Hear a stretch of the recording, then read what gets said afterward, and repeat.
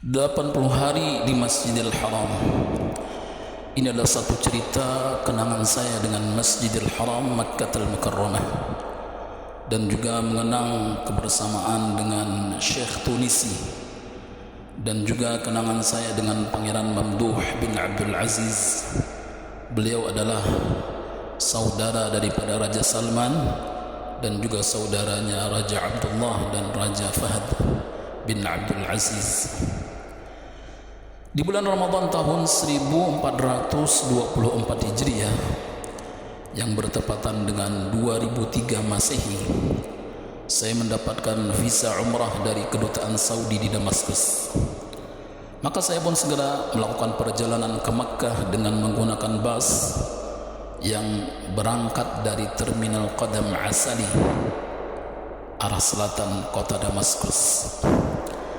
Saya tiba di Makkah setelah perjalanan lebih kurang 30 jam dengan naik bus melewati sempadan kerajaan Yordania atau Ordon, dan juga melewati Madinah Al-Munawwarah. Alhamdulillah, segala puji hanya bagi Allah Subhanahu wa ta'ala atas segala anugerahnya.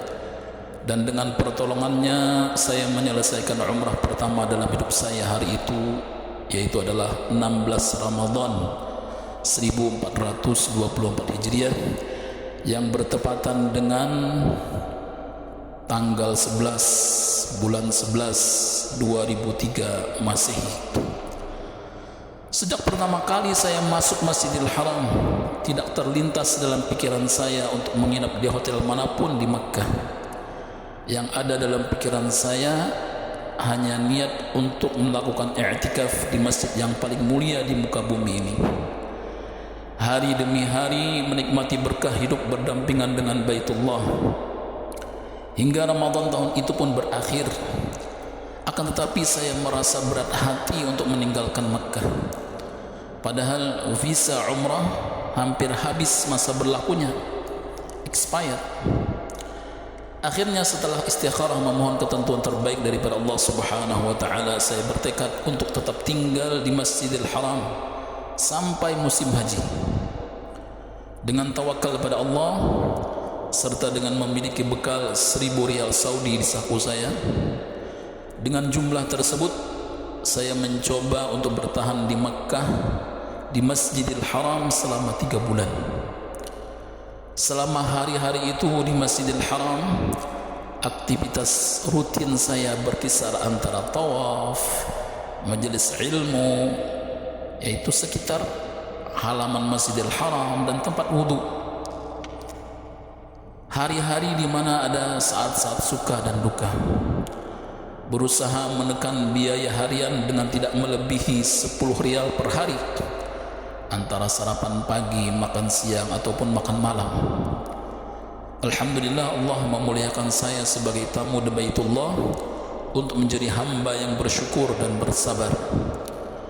Di antara suasana yang tidak saya lupakan adalah tidur di halaman Masjidil Haram sambil memandang bintang-bintang di langit sebelum tidur, beralaskan bumi, beratapkan langit.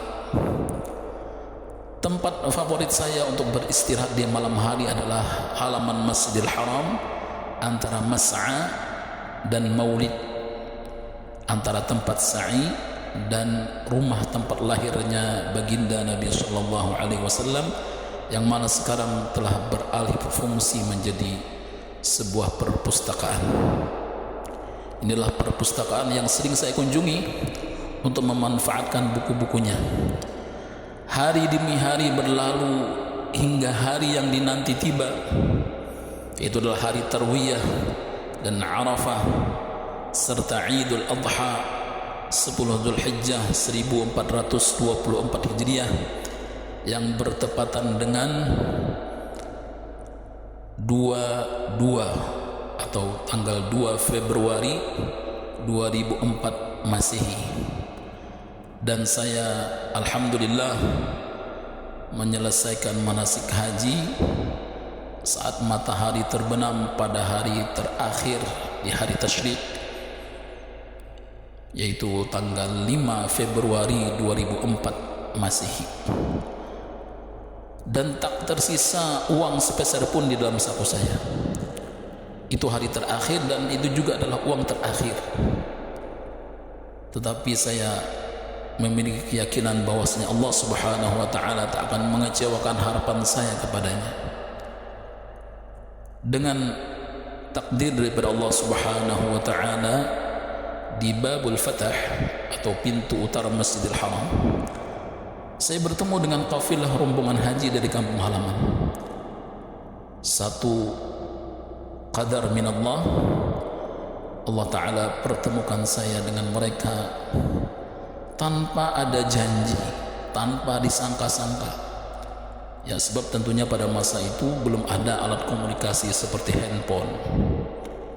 Jadi memang pertemuan yang murni atas takdir daripada Allah Subhanahu wa taala, dan alhamdulillah seorang di antara mereka menyerahkan uang ya, sekitar 350 rial atau 1 juta rupiah saat itu, yang dititipkan ibu saya kepada beliau untuk diberikan kepada saya jika beliau bertemu dengan saya.